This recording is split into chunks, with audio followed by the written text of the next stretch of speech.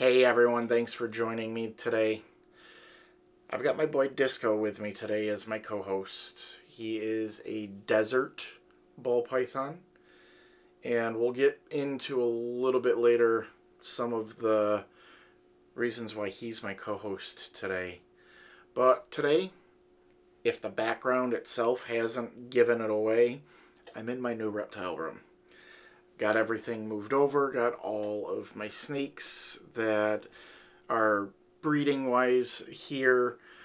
Still have a few of the larger enclosures strewn throughout the house, but the bulk of everything is now here in this nice temperature controlled room.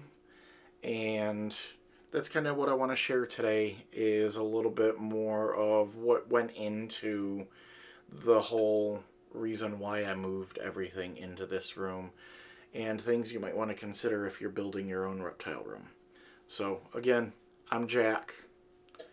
This is my boy Disco here, and you're watching Python Addiction.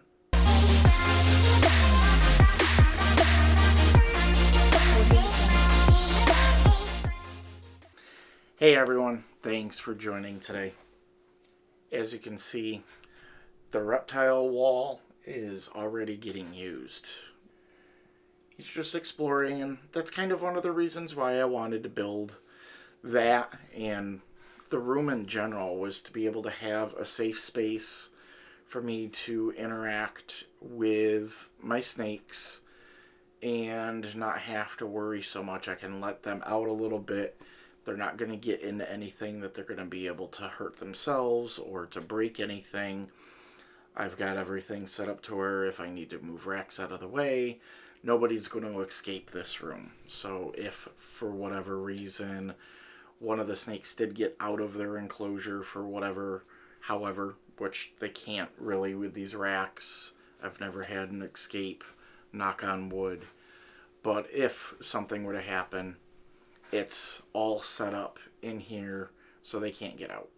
And that was one of the big reasons why I wanted to make this room to begin with, was to have that safe space for all of my reptiles.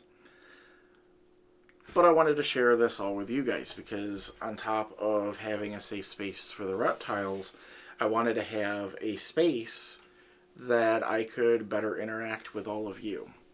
So I have all of my lighting, all of my camera gear set up in here to where I can do the recordings for like all of my egg cuttings and setting up of egg boxes and everything right in this same space, and not have to move cameras around all the time.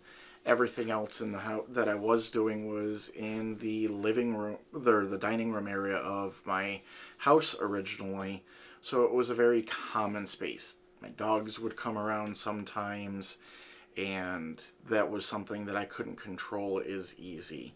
So a couple of my snakes would get spooked when they came around. They don't like the dogs very much. So having this reptile room gives me a little bit more of a way to have security for all of the reptiles themselves, and a space to where I can interact with them without the dogs coming in, because I can close the door, keep everything shut up.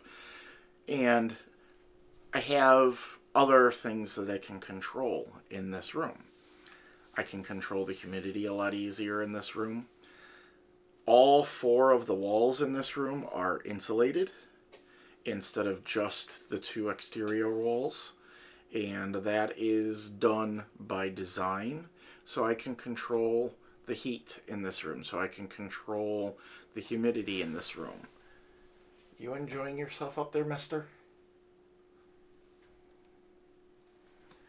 He's just crawling away.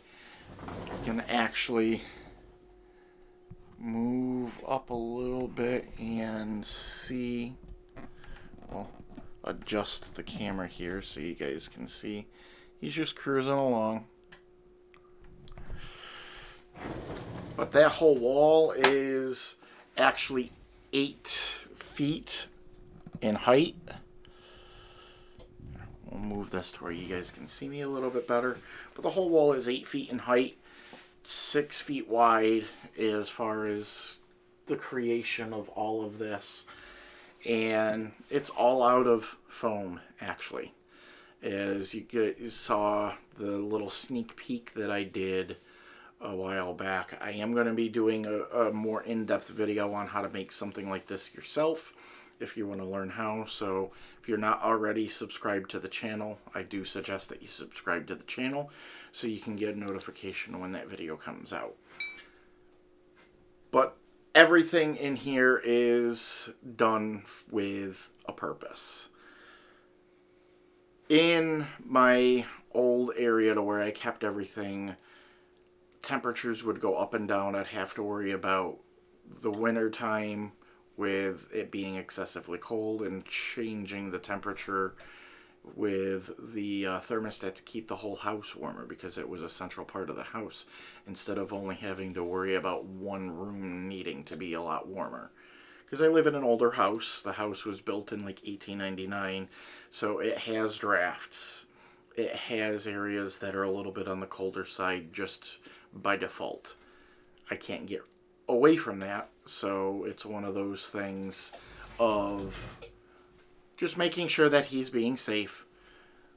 But I wanted to be able to have some of that control when it came to those types of things with the temperature, with the humidity, and I can do that in this enclosed space.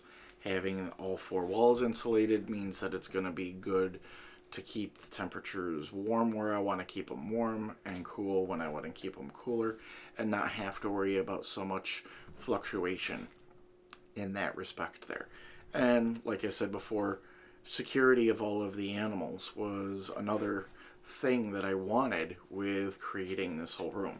So the door that actually comes into this room actually has a lip on the other side, so when the door closes, there's actually a stop to where the door actually goes below the floor to my living room space to create that stopgap, so nothing can just slide out or in, so there's not that gap underneath the door like most doors are. It's sealed right off.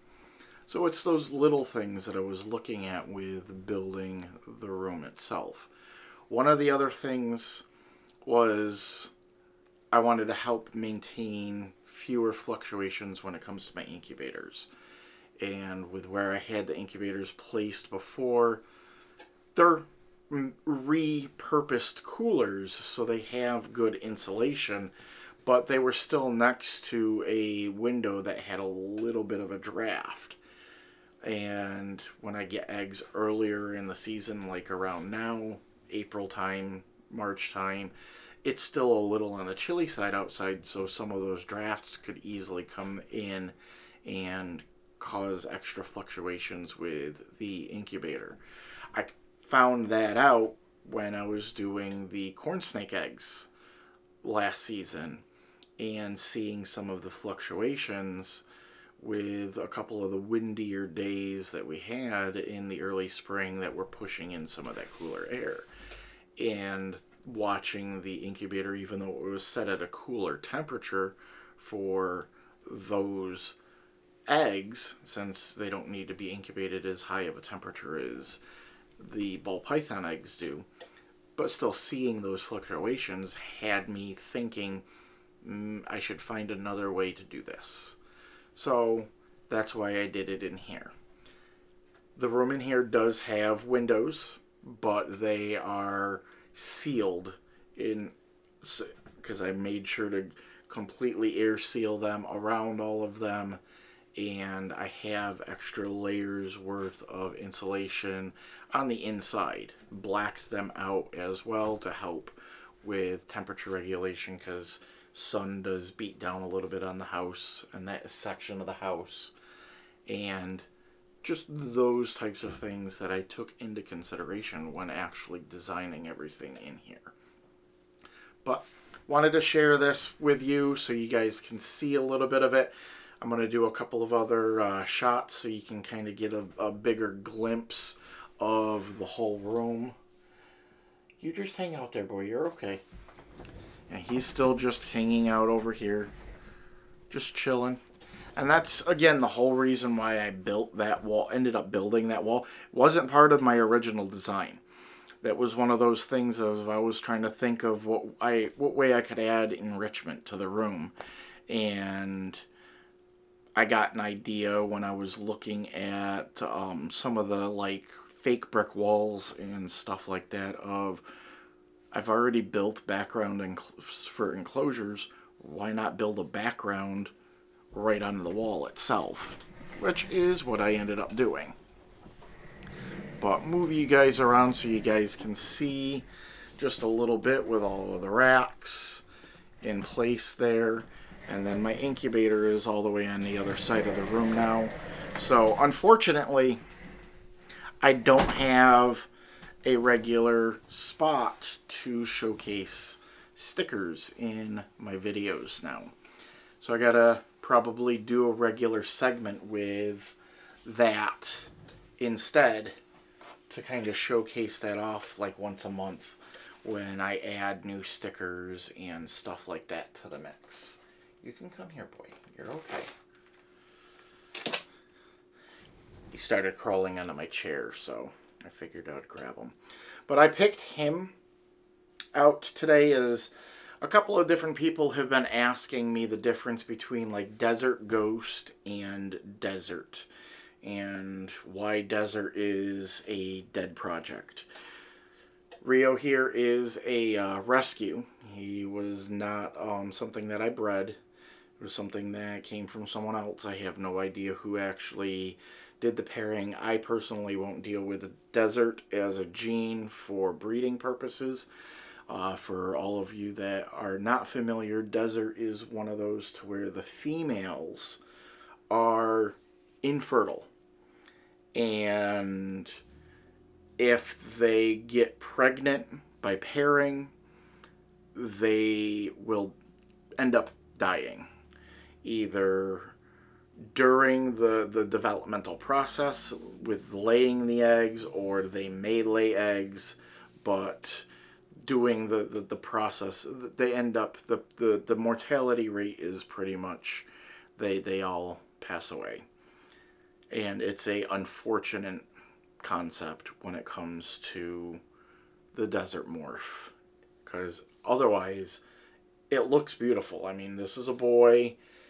This is what the desert looks like in of itself, and it's a very, very, very beautiful morph, but it's one of those that's just not a viability.